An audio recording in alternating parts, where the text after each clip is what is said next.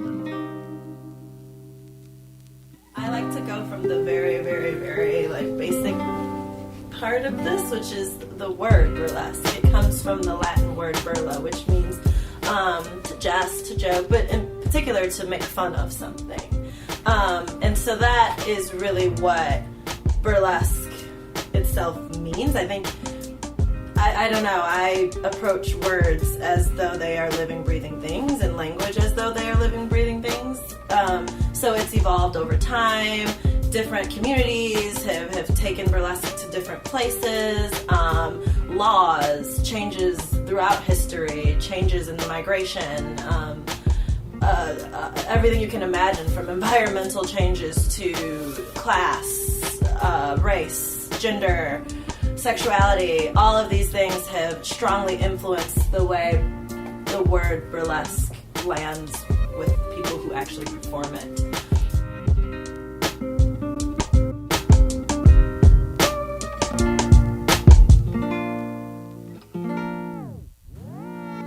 Hello, everyone, and welcome to the Pilot Waves Podcast. My name is Alex Vidalis, and the Pilot Waves Podcast, well, we are a podcast about artistry, about technology, about community, about commerce.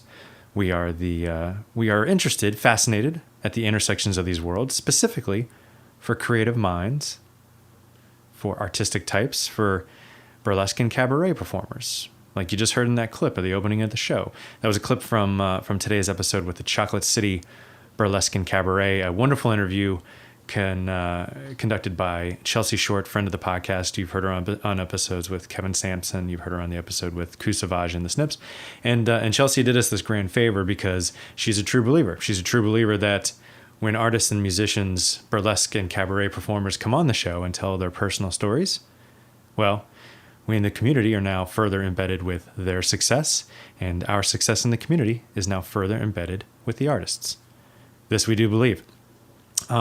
Let's get right to it. This is actually going to be part one of a part two, a couple of episodes that we're really excited about. There's great issues touched on and wonderful conversation between Chelsea and her friends in the Chocolate City Burlesque and Cabaret. Let's get started. Thanks so much for joining us.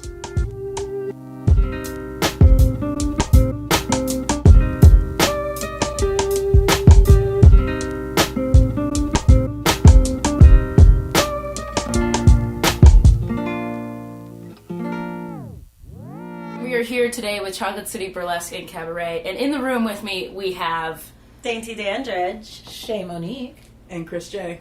And y'all are the producers of Chocolate City Burlesque and Cabaret, excuse me. And you all produce, well, what is it that y'all do then? You'd probably be able to define it better than I would. Oh jeez, What do we we do? do? You as producers, or what does Chocolate City Burlesque? What is Chocolate City Burlesque and Cabaret? You want to take this one, Shay Shay? Sure. Chocolate City Burlesque and Cabaret, we can pick up the ball I dropped on Friday night, is DC's burlesque troupe. We are a relatively newly formed burlesque troupe that exists to just highlight the experience of both African American performers and draw in and cater more to an African American audience. And have a lot of fun. And have like the best flippin' burlesque show you ever saw. And it started out of a need to create a safe space for Black performers. It started out of a need to create a space for performers. It also started out of a frustration with, when I think of burlesque, and I feel like when people think of burlesque, they think of this grand, glamorous, beautiful, exciting thing, right? Like, I want to see, like, Vegas in DC. And the reality of burlesque in DC is that it often happens kind of in dive bars. Mm-hmm. And that's cool. It's awesome. It's a very fun, exciting scene.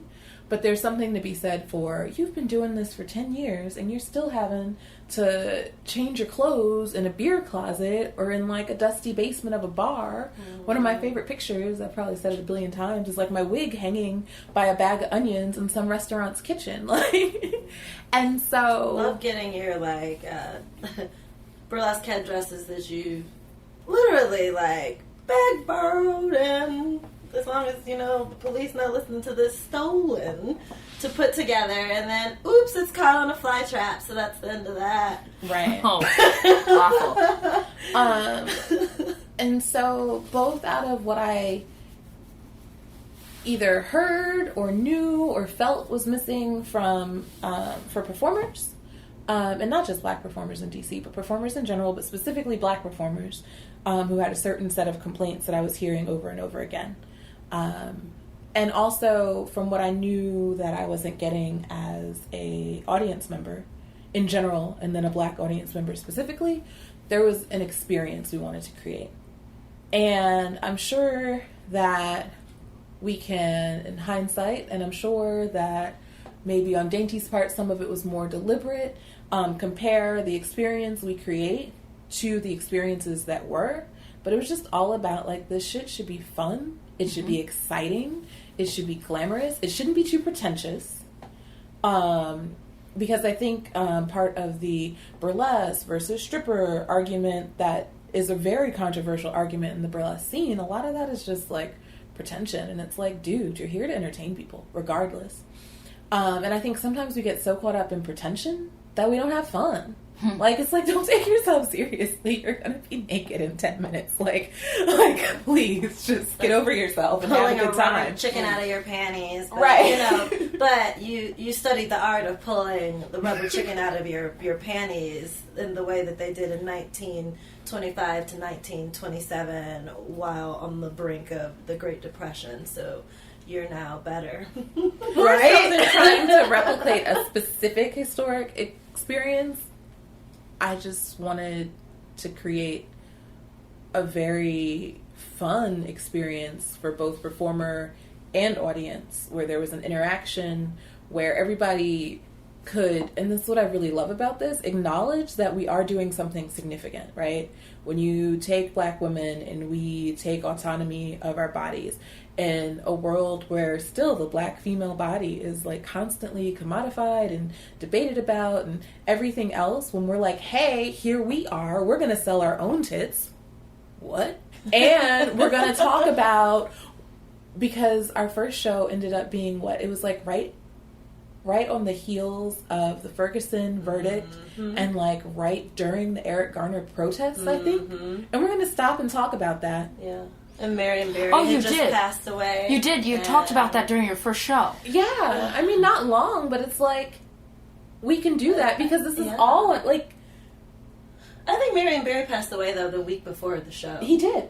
I mean, it was incredible. He did. It was like the day of dress rehearsal, wasn't it? Oh, yeah. Yeah, like we left our dress rehearsal and went to the vigil. It's incredible, literally. the things that were happening in D.C. right before our inaugural show. It is absolutely incredible, the conversations and the actions and the visuals and the pain and the joy and the happiness and the forgiveness and the not forgiveness and the like.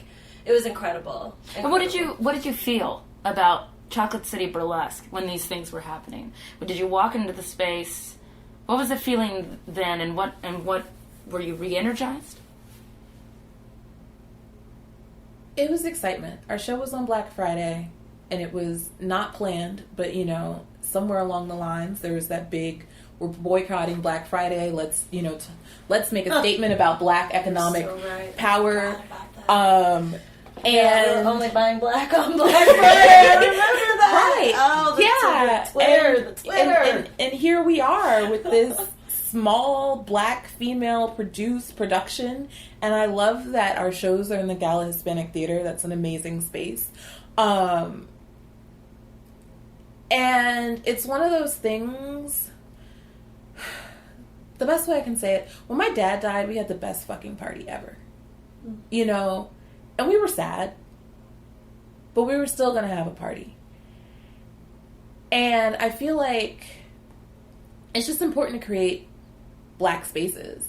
And also it's important to create spaces where, I'm not black, but can I come? Sure. Just don't violate, quote, sanctity of the space, but like, and so I think I didn't go to an HBCU, but I just think, having this show, like, whatever was happening outside of the show was happening, and it was really cool to know you were around like-minded people, to know you can be like, man, fucking verdict was some bullshit. And know that, like, not be afraid to say it. And know that, like, if you're having small talk about that during intermission or whatever, it's cool. And for me, I just think creating Black spaces in general is important.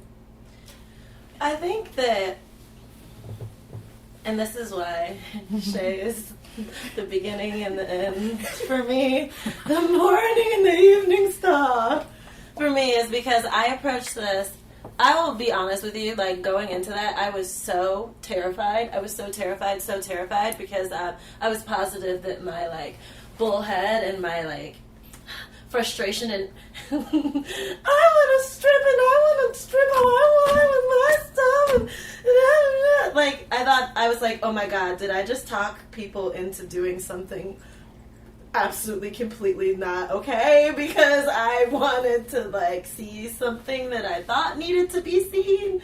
But I was so terrified. And I think kind of going back into the archives, I was trained by white women how to take my clothes off for money. I was trained by white women how to, like, take ownership of my sexuality in that way.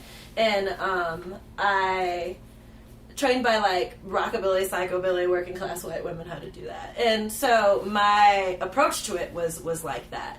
But that said, you talk about pretense, and I was the queen of pretense. Like, I was like, no, this is what burlesque truly is, and this is what and, like, no, and it's really about preserving. And even though I was doing that by, like, I'm going to, like, pick out these Black people from that time, because there are so many. Mm-hmm. But still, that's what true burlesque is, like. And after having enough conversations with the couple of Black audience members that would trickle into a show, and they would be like, oh, I wish there were some songs I recognized. And I would be like, okay, well, you know, you should do some research. Anyway. Like, you know, well, that one was Duke Ellington, but anyway. Like, you know what I mean? Like, being very, very, very pretentious about it. And then I had the opportunity, I was talking to Ray Gunn and Pro Noir, and they were talking to me about humbling myself. And I was so hurt, but then I was like, wait a minute, you're fucking right. And so then I started listening more, and then I started, like, outwardly seeking out the couple of Black people that I would be seeing while I'm doing my little shimmy, and I'd be like, I'm gonna find you when I'm done doing it. Like, you know what I mean? Like, while I'm on stage, I'm, like, taking account of where they are in the crowd. I'm gonna make a beeline for them at intermission. Because at the end of the day, in order to do this, if you are not actually speaking to your audience, and you're not, more than that, like, listening to them, I don't know what the hell you are doing up there. Like, I really, truly don't. I don't know. Like, performing to an empty space is just pointless. Like, I live and die with my audience. I live and die with them. And to not listen to them is ridiculous. It is ridiculous. So, like, that's kind of was why I was like, this needs to be a thing, because, like, it should not be that the majority of Black people that I'm talking to are like, this music doesn't resonate with me, or I don't recognize that. But that said, like, I fell in love with DC the minute I set foot on the soil. And I'm going to say this without crying. That's a little bit of a cliffhanger from my old buddy Robert. I know, Robert, you love the cliffhanger. I tell this joke. I've told this joke a couple of times. Basically, Robert told me, hey, you don't have to leave a cliffhanger. It's a podcast. We're going to listen to it. You know, you don't have to leave me hanging. There's no station break. Well, that one's for you, Robert. I know you love them.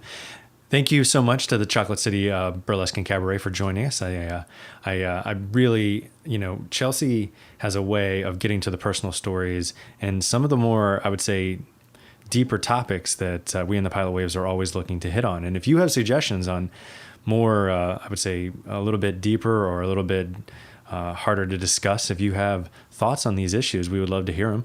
You can reach out to us, culture@pilotwaves.com. That's the email. You can tweet us @pilotwaves. And, of course, you can find us on the Facebook if you look up Pilot Waves Podcast.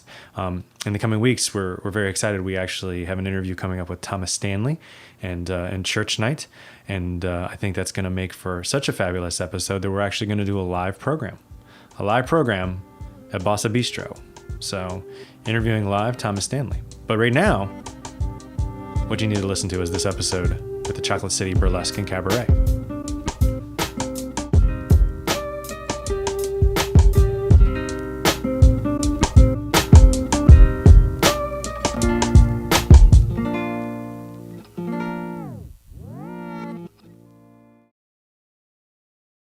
I fell in love with DC the minute I set foot on the soil. And I'm going to say this without crying, I grew up in a place that was a chocolate city also, and is quickly becoming not, but in a very different way than here. And the thing that I remember most when I came here was that I was meeting black people who were like me. I was meeting black people who not only ran businesses, but they owned them. I was meeting black people who had natural hair, like the kind of natural hair I wanted to have, but was told I could not have if I wanted to get a job, or a man, if I wanted to catch a man. I walked by things that were built by black people who changed this country. And that's not to say that I wasn't from a place that the same thing in terms of like black people who changed this country. Definitely, but it wasn't, we didn't run it the same way I felt it in DC. I felt it here. I felt the black power here. And it was intoxicating from the moment I came here. I was like, that's my home. That is my home. That is it. That's it. And so I just kind of couldn't imagine not incorporating that in some way into anything that I built here. Chocolate City Burlesque and Cabaret lives in that vein of black-owned business. It's creation. Absolutely. Let's talk about the artists, because you all are artists yourself, and let's talk about maybe we don't have to name anyone individually, but let's talk about how they feel collectively. What are the things that you've heard from burlesquers in this area about the service or the opportunity you're giving them? Or even burlesquers that are coming from other places. I really feel like they are both thrilled and surprised to be a part of this troupe. And I know that sounds like almost too whatever, but it's the truth. Like, we are busting our butts to try to make being a part of Chocolate City Burlesque and Cabaret like one of the best things that could ever happen. Actually, we're trying to make it the best thing that could ever happen to your burlesque career. We're not a year old, so I'm not going to say that it is currently the best thing, but it is definitely up there.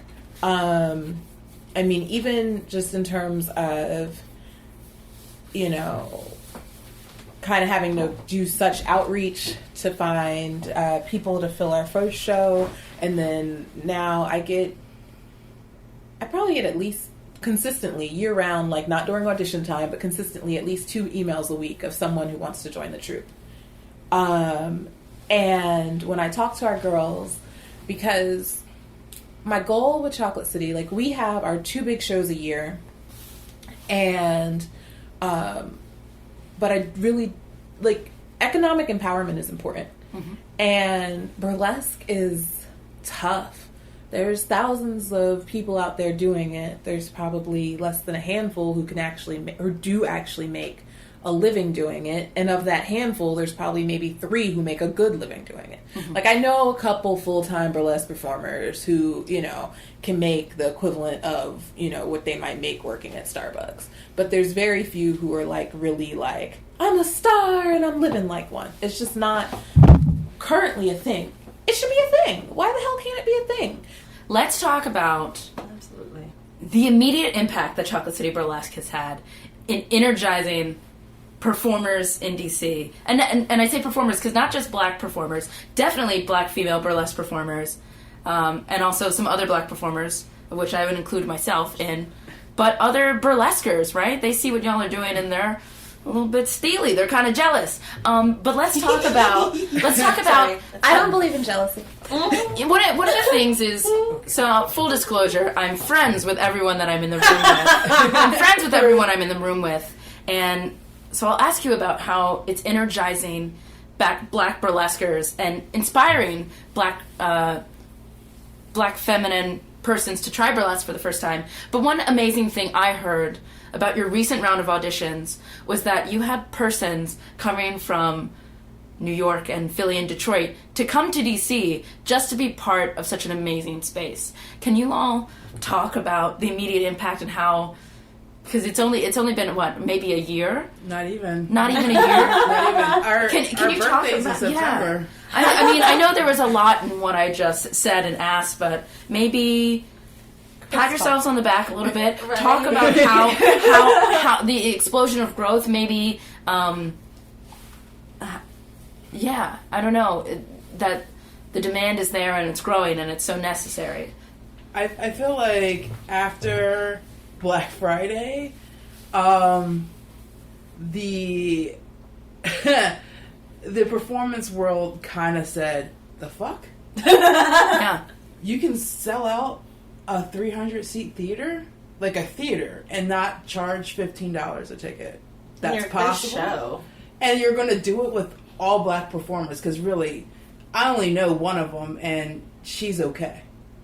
You know, that's kind of the general response that we got from outside performers. From the rest of the burlesque community in the city. Right. And it was very interesting, because we all have had some really interesting things happen to us individually as far as our role in the performance community here in DC.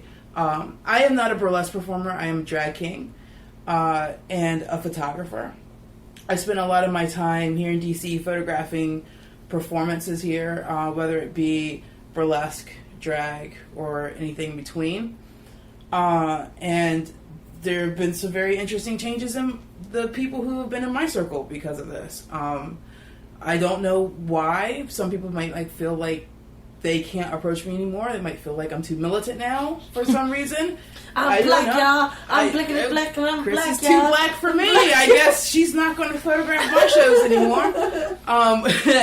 Whatever the case is, you know, I've decided to step up, and I joined Dainty and Shay and the production team sometime in right before Black Friday, and decided to step up and be a producer and be able to flex some of my business skills a little bit. Thank the sweet baby. I mean, up on high. Thank you, Stripper Jesus. And I think that's part of the reason why our success has been what it is because we're not thinking of just any one aspect. I think the three of us have these very different avenues of what we see a burlesque show being, and then when you braid that together, you get something very powerful. Mm-hmm. And you know, I hate to say it, but when other people produce shows, they're doing it by themselves. Mm-hmm. And sometimes it's just like, you might need somebody who has strong business connections. You might need a dreamer, and you need somebody who has a strong historical background to the thing that you're doing. You need those three elements in order to create a big explosion. And the three of us are doing that in a big way. And I'm really excited to see like where we're going next. Uh-huh. But what just happened a year ago is just unbelievable. And what's really cool is, like you were saying, our round of auditions, I'm still kind of like, what? You guys want to be a part of this? Yeah. Like, you know, and it's really cool to see. I think what really gets me is when people were writing us, sending us emails, it almost doesn't matter necessarily the content of the email. It's sometimes just how long the email is. Because to me, it's just, that's time. Do you know what I mean? I don't have time. Don't ask me to write you back. I don't have time. Producer. I don't have time. And like, when I read an email that is of length, that means somebody took some time out of their day to send that to us. And that by itself means so very much. I'm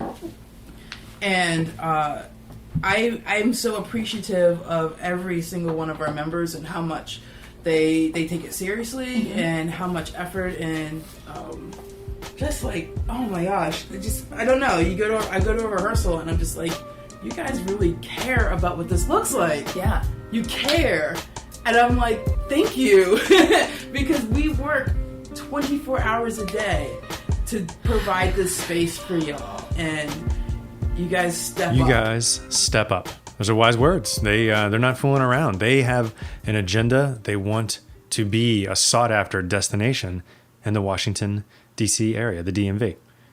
Special thank you to Chelsea Short for putting together another smashing interview. As I mentioned at the beginning of the show, such a smashing interview. There's actually going to be 2 parts to this. Very excited about that. And we're actually going to release it next week. We're going to be back on the weekly schedule. I know we kind of drifted off to the bi-weekly, but the summer months are just a little bit slower, so I had to time out the episodes. I'm sure you give a shit. But what you do give a shit about is we get back to some more of this nice interview that Chelsea did for us on the Palaways podcast with the Chocolate City Burlesque and Cabaret. Here you go.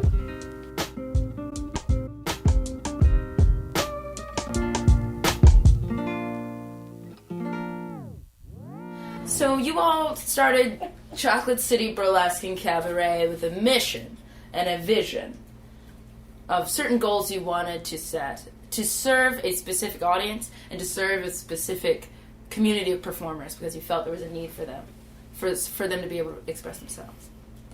Have you found that as you were striving for your goals, there became a new need in your communities that you're serving that you hadn't anticipated, and to best serve them, you've had to incorporate that as well? You want me to go first? Go for The it. answer, and let me say, the answer to this question could be no. I hope it's not, though. No, and Shay's gonna have a totally different idea than what I have, I think, which is why I'm like, let me go first. And let me also clarify, by your communities, I mean your audience and your performers that are part of your troupe. Totally. And I think,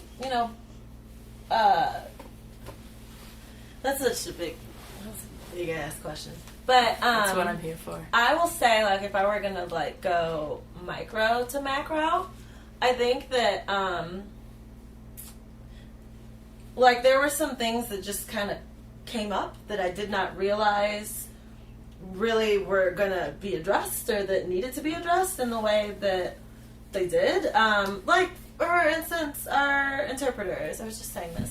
Like, we never like wrote that into the vision or the mission. I mean, we spoke a little bit to, regardless of ability and all that, you're welcome here. But I never knew that was going to be like become a cornerstone of our shows and a cornerstone of how we do things. Like, there will never be a Chocolate City Burlesque and Cabaret show that we put on ourselves that will not be ASL interpreted. I mean, I did not realize that. And then even, I didn't realize even things like, when certain performers are like, here's the idea that I have, but I know I can't afford this costuming, and I know I can't afford the supplies, and I also need a space to, like, run it in and things like that. I never imagined that we would be scraping together pennies and stuff to underwrite that for people and, doing our own research on, like, okay, well, here's this, and, like, maybe we can borrow this, and, like, okay, here's your, bajillion-dollar body paint. Because you have to have that for your idea to land, and that's it's an investment, and it's definitely like I never thought that was going to be a thing that we would do. And I mean, honestly, like I was just telling Shay this. I was talking to some elders in our community of just performers in general and burlesque dancers in general. And I was like, oh, we gotta like get these costumes for these people and like da-da-da. And she immediately was like, don't buy costumes for people.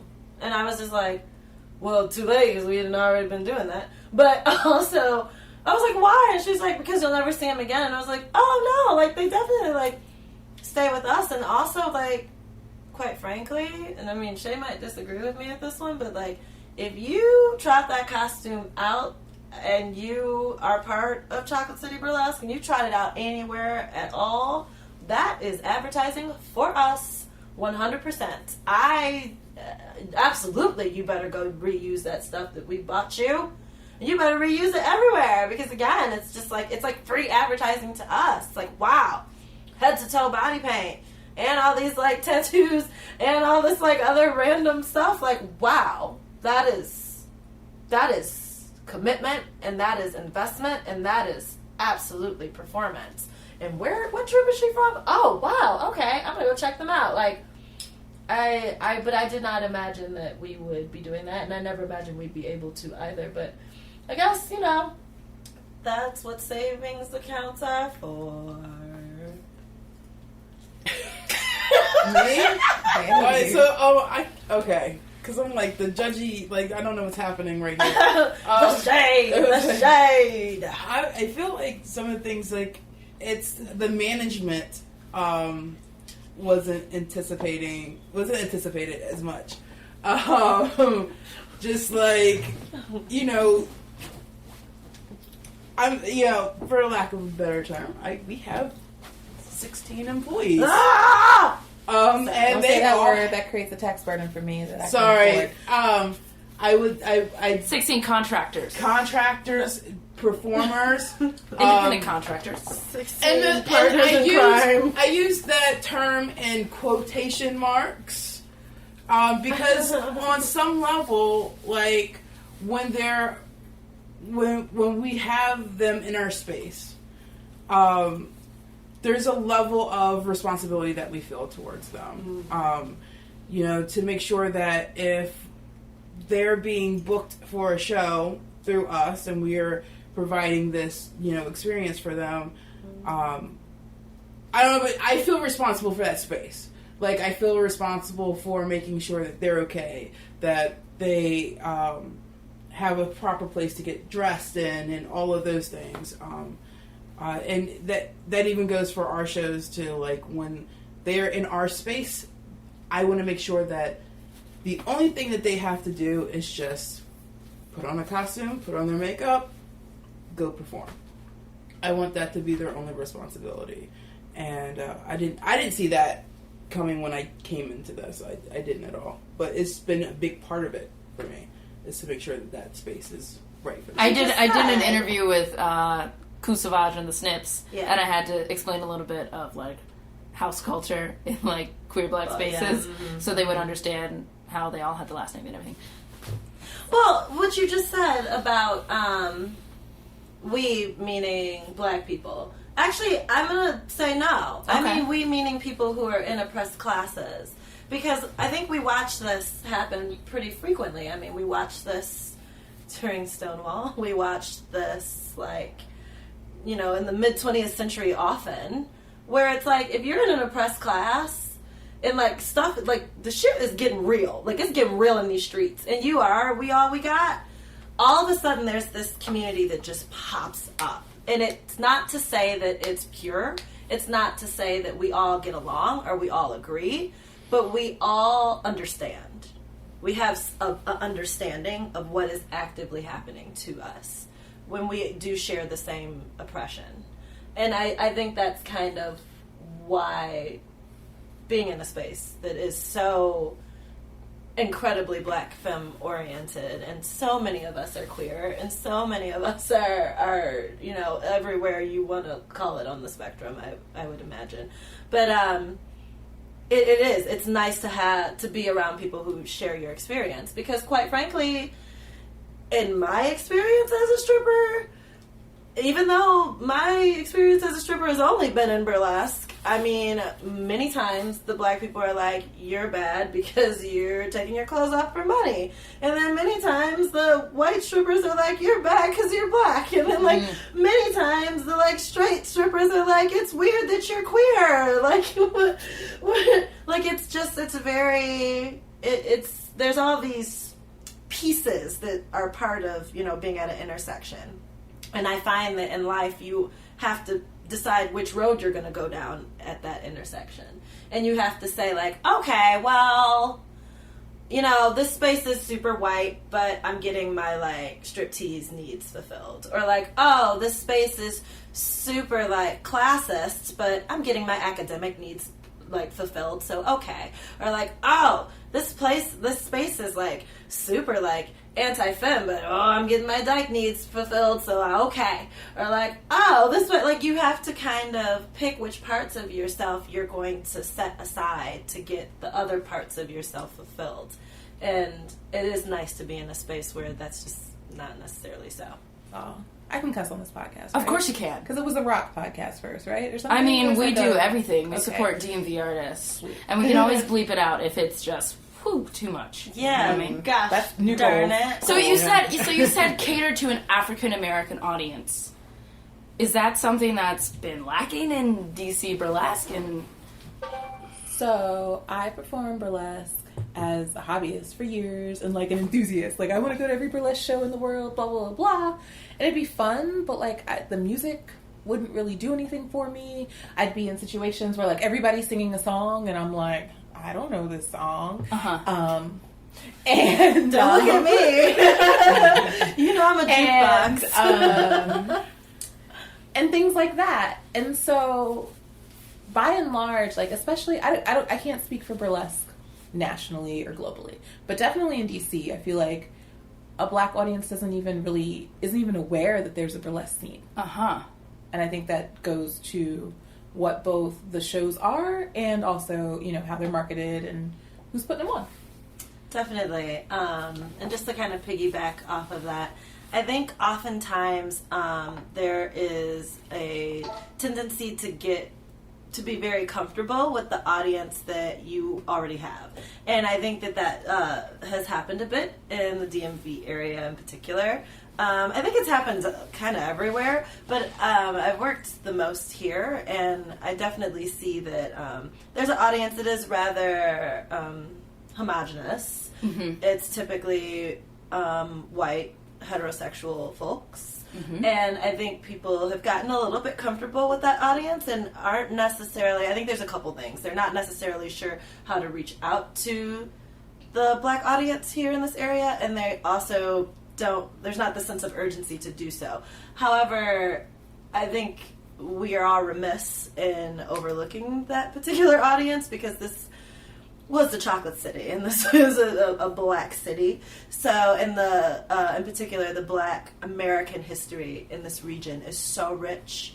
It's so overwhelmingly rich that we're kind of all missing the point a little bit by leaving out the black audience here. So we seek to not only reach out to that audience, but also preserve the black experience and also preserve the history of black burlesque. Can you talk a little bit about how you're going about preserving or bringing what was part of black burlesque in DC or in the DMV area, how you're taking or being inspired by what it was in what you're doing now?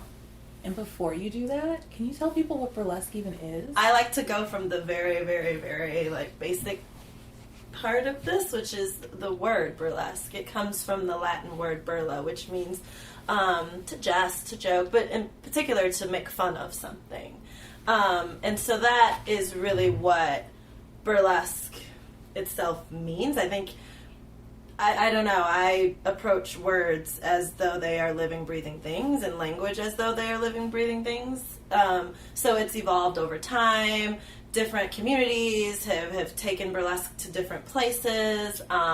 Laws, changes throughout history, changes in migration, everything you can imagine, from environmental changes to class, race, gender, sexuality. All of these things have strongly influenced the way the word burlesque lands with people who actually perform it.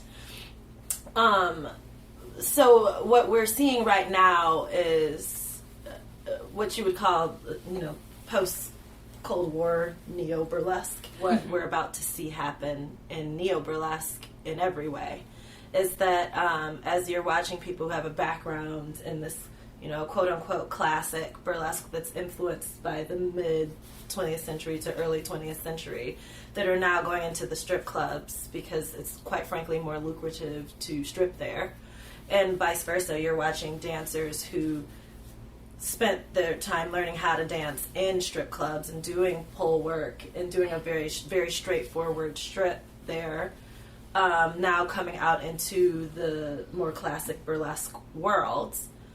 We will watch them begin to look more similar, and we will watch things kind of change in a way that's it won't be as separate. And I think we're already beginning to see it.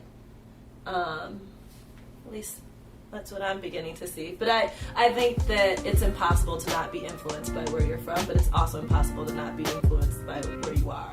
And I think that's why we're about to see things become a little bit more similar.